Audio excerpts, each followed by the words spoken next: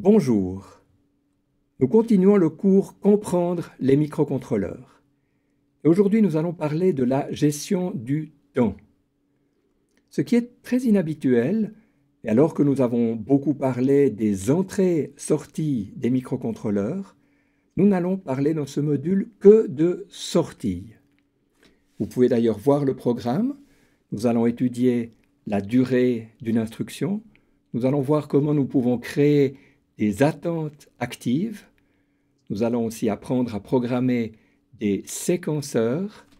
Nous allons également toucher un domaine un peu mystérieux qui s'appelle le multitâche et même faire une allusion au temps absolu. Allons-y. Vous le savez déjà certainement, le processeur exécute en permanence des instructions. En général, il ne s'arrête pas, il exécute des instructions. Vous savez également que la durée d'une instruction est quelque chose d'extrêmement court, un petit peu trop court pour que nous puissions bien réaliser ce que c'est, et pourtant c'est une durée parfaitement réelle. Cette durée va donc pouvoir être utilisée pour gérer le temps qui passe.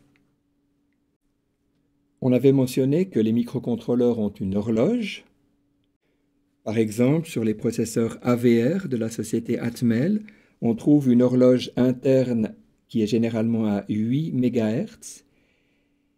Il existe un registre de calibrage et le calibrage est fait d'usine de telle manière qu'on obtienne une précision relativement bonne, disons environ aussi bonne que le pourcent.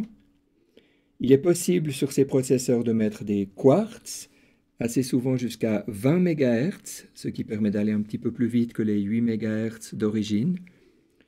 Je signale aussi que les Arduino ont généralement un quartz à 16 MHz, et je rappelle qu'un quartz permet d'avoir une précision qui est beaucoup plus grande que ce 1% dont je parlais tout à l'heure. Sur les AVR, il est également possible de diviser la fréquence par 8. C'est programmé dans un fanion qui n'est pas perdu lorsqu'on coupe le courant.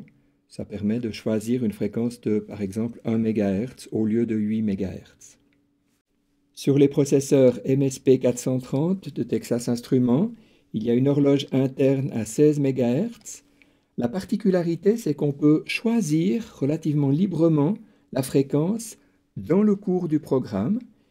Et il y a deux valeurs qui sont calibrées d'usine à 1 MHz et à 16 MHz. Lorsqu'on doit gérer un temps plus précis, on utilise généralement un quartz à 32 kHz, donc un quartz horloger qui est peu coûteux. Je ne vais évidemment pas entrer dans le détail de ces horloges, ça dépasserait le cadre de ce cours. Est-ce qu'il est possible de prévoir la durée d'une instruction ? Alors en assembleur, c'est possible. Une instruction donnée va prendre un ou plusieurs cycles de l'horloge. Par exemple, sur les AVR, la quasi-totalité des instructions s'exécute en un seul coup d'horloge, ce qui signifie qu'on a 125 nanosecondes pour l'exécution d'une instruction. Par contre, nous avons l'habitude de programmer en C, et là, on ne peut absolument pas dire le temps d'exécution d'une ligne, d'une instruction en C. Il faudrait regarder quelles sont les instructions assembleurs que le compilateur a générées au moment de son travail de compilation. Par contre, étant donné que le temps d'exécution d'une instruction est répétitive, il est possible d'exécuter des boucles dont la durée va aussi être répétitive. Et c'est comme ça qu'on va faire des boucles d'attente actives qui vont nous permettre de gérer un petit peu le temps. Essayons de regarder ce programme. Vous remarquez qu'il y a tout à l'intérieur une première boucle. Cette boucle va s'exécuter un certain nombre de fois. Ici, la valeur a été définie. À noter que cette variable J a été mise en volatile, c'est très important, de telle manière que l'exécution d'une boucle vide ne soit pas remplacée par rien du tout par le compilateur qui essaye toujours d'optimiser. Cette boucle for est inclue dans une première boucle qui, elle, va s'exécuter un certain nombre de fois lié à ce paramètre d'entrée. Donc nous avons une procédure que nous avons appelée attente milliseconde. On lui passe le paramètre de durée et c'est cette durée qui est utilisée pour faire l'exécution d'un certain nombre de fois cette boucle. On comprend bien donc que cette procédure va faire une attente dont la durée est plus ou moins proportionnelle à ce paramètre. Il est clair que si on met 1 ou si on met 2, on n'aura pas une linéarité. Par contre, si on met 200 et si on met 300, on aura une bonne linéarité.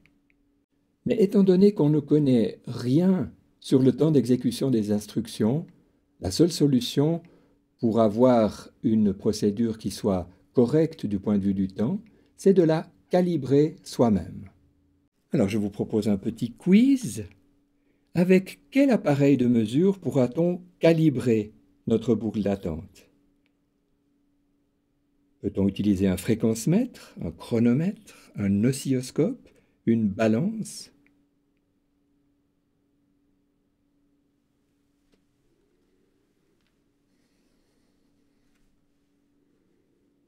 Alors on voit bien qu'une balance n'est pas tout à fait l'outil idéal pour ce genre de travail. Par contre, un fréquencemètre convient parfaitement bien. Un oscilloscope qui permet de mesurer une période convient aussi parfaitement bien. Mais un chronomètre peut tout à fait aussi être utilisé. Je dois vous dire que j'ai pensé aux nombreux étudiants africains qui vont suivre ce cours en posant cette question.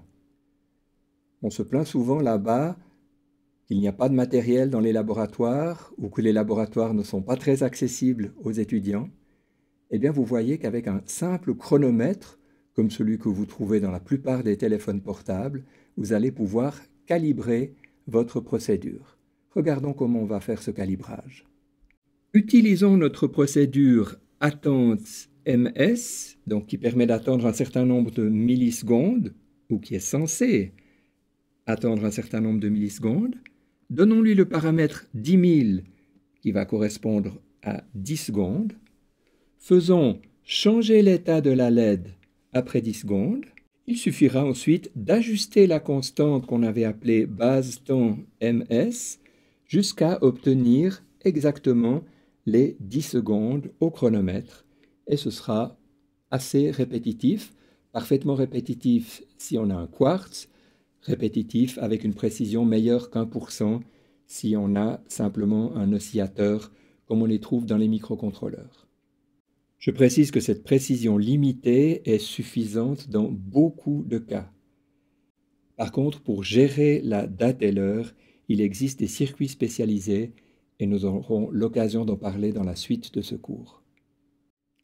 Une fois de plus, l'environnement Arduino, et également Energia, offre une procédure similaire à celle qu'on a développée tout à l'heure. Elle s'appelle delay et on lui passe un paramètre qui est exprimé en millisecondes. Elle semble donc être faite exactement comme celle que nous venons de faire. Et vous vous souvenez, c'est ce qui nous avait permis d'écrire notre premier programme qui était un clignotant où on faisait alterner des digital write high et des delay, puis low est le même delay, pour faire clignoter. Alors il faut bien se rappeler, cet appel delay est un appel bloquant. Si on lance un délai, il ne se passe rien pendant cette période. Nous avons maintenant tout ce qu'il faut pour réaliser des séquenceurs. Nous allons faire succéder des assignations de sortie, chose que nous savons parfaitement faire, et des attentes que nous venons d'apprendre à effectuer.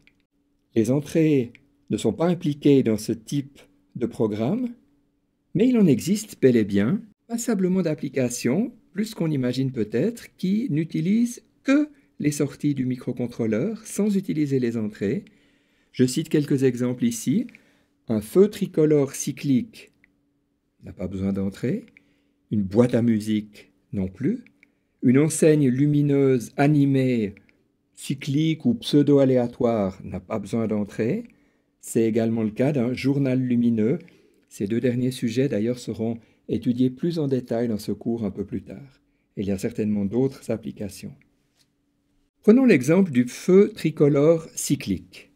Nous avons deux axes sur lesquels peuvent circuler les voitures dans les deux sens et nous avons simplement deux feux pour chaque direction, pour chaque axe. Ils sont utilisés en même temps, ici, pour l'axe numéro 2.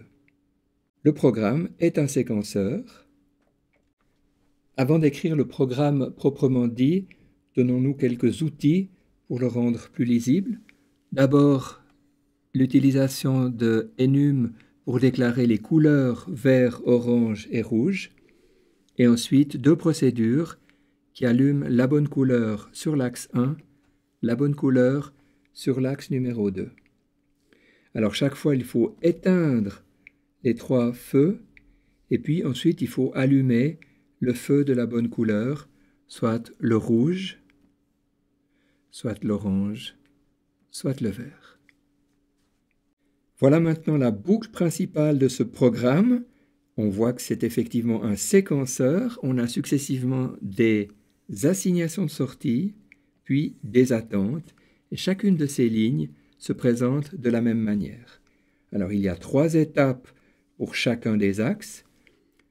Passer l'autre axe au rouge, passer l'axe en question en vert et attendre le temps que les voitures passent, puis passer à l'orange sur cet axe, puis passer au rouge sur cet axe, chaque fois avec de petites attentes, et on fait la même chose sur le deuxième axe. On peut se poser une question. Est-il possible de gérer plusieurs tâches avec un microcontrôleur? Je rappelle que les attentes, nous l'avons vu, sont bloquantes. Nous avons très facilement pu faire clignoter une LED à 2 Hz, mais c'est pas si facile que ça d'ajouter une seconde LED qui clignoterait à 3 Hz, par exemple. Alors voilà une idée pour résoudre ce problème. Essayez d'utiliser une boucle principale dont la durée soit constante. Ça signifie qu'il ne faut pas utiliser d'autres boucles à l'intérieur. Voilà donc une solution pour ce problème du clignotant double à fréquence inégale. On va utiliser deux variables, compteur 1 et compteur 2. La boucle principale, c'est le seul endroit où on trouve un while. Ici, il n'y a aucun while, on ne trouve que des if qui ne sont pas bloquants. On utilise l'incrémentation des compteurs à chaque cycle et on utilise l'attente de 1 milliseconde pour que cette boucle principale tourne avec une durée à peu près constante. Et alors, en début de chaque cycle, c'est-à-dire lorsque le compteur est à 0, on va inverser une des LED ou l'autre LED. Et lorsque le compteur aura atteint sa valeur maximale, ici 250 pour avoir un quart de seconde, donc pour avoir une fréquence de 2 Hz, on va donc remettre le compteur 1 à 0. Et ici, de la même manière, après 166 millisecondes, on met le compteur 2 à 0. Cette technique, qui est donc l'utilisation d'une boucle principale à durée constante, est très intéressante et nous aurons plusieurs fois l'occasion de l'utiliser dans la suite de ce cours. Jusqu'à maintenant, nous avons toujours utilisé des temps relatifs. Il est aussi possible d'avoir un temps absolu, entre guillemets, c'est en fait le temps écoulé depuis le début du programme. On peut le réaliser tout simplement par cette structure-là. Dans la boucle principale, à durée constante, on incrémente une variable qui est initialisée à 0. Évidemment, ce serait un peu dommage qu'on arrive déjà à un retour à 0 après environ 65 000 millisecondes, c'est-à-dire après à peine plus qu'une minute. C'est la raison pour laquelle on utilisera plutôt une variable unsigned long qui correspond à plus d'un mois avant le retour à la valeur 0. Voilà donc une autre version de notre double clignotant qui semble plus simple. Le programme est beaucoup plus court. Il n'y a qu'une seule variable, notre variable qui gère les millisecondes qui passent. Et on utilise ici une division, plus exactement le reste de la division, pour savoir si on est arrivé à 250 ou 166 millisecondes écoulées. Et nous pouvons à ce moment-là inverser l'état de chacune des diodes. Mais au fond, est-ce vraiment plus simple? Voilà le programme que nous avions. Certes, il est plus long. On sait. Mais est-ce qu'il est plus long une fois qu'il est compilé? Peut-être pas. Ici, nous avons des comparaisons et comme seul calcul mathématique, calcul arithmétique, nous avons 2 incrémentations. Ici, nous avons 2 divisions qui sont des opérations qui prennent évidemment beaucoup plus de temps et beaucoup plus de place en mémoire, davantage d'instructions assembleurs. Il faut donc être vigilant. La solution qui semble la plus simple en C n'est pas toujours la plus simple en assembleur, et donc pas toujours la plus efficace. De nouveau, l'environnement Arduino, ainsi qu'Energia, offre une procédure similaire. Il est possible d'appeler cette procédure milli, qui donne le nombre de millisecondes depuis le début du programme. Ce qui est étonnant, c'est que Arduino offre aussi la procédure micro, et cette fois ce n'est plus en millisecondes mais en microsecondes. Et là, l'explication que je vous ai donnée semble ne pas convenir, parce qu'alors l'exécution de quelques instructions en assembleur risque de venir sérieusement influencer des valeurs qui sont exprimées en microsecondes. En millisecondes, on avait de la marge. En microsecondes, on est tout près du temps d'exécution d'une instruction. Ils ont donc un truc, et il s'agit de l'utilisation des timers et des interruptions, sujet que nous allons prochainement voir dans ce cours. Je profite de rappeler, il ne faut pas oublier que ces 2 appels ne sont pas bloquants, n'attendent pas, mais donnent simplement l'horloge, la valeur dans le fond de l'heure. C'est comme regarder une horloge, tout au contraire de l'appel délai, qui lui était une attente, qui correspond donc plutôt à une minuterie. Nous avons donc vu qu'une instruction dure un certain temps, qu'il est possible de préparer des boucles d'attente actives, qu'il est possible avec cet outil de faire des séquenceurs qui agissent sur les sorties. Nous avons également vu qu'il était possible de faire du multitâche, c'est-à-dire d'exécuter plusieurs processus en quelque sorte en même temps. Nous avons aussi parlé du temps absolu et nous avons regardé les appels Arduino qui correspondaient à ces différentes fonctions. Dans un prochain module, nous allons alors intégrer les entrées et pas seulement les sorties et également les gérer en fonction du temps.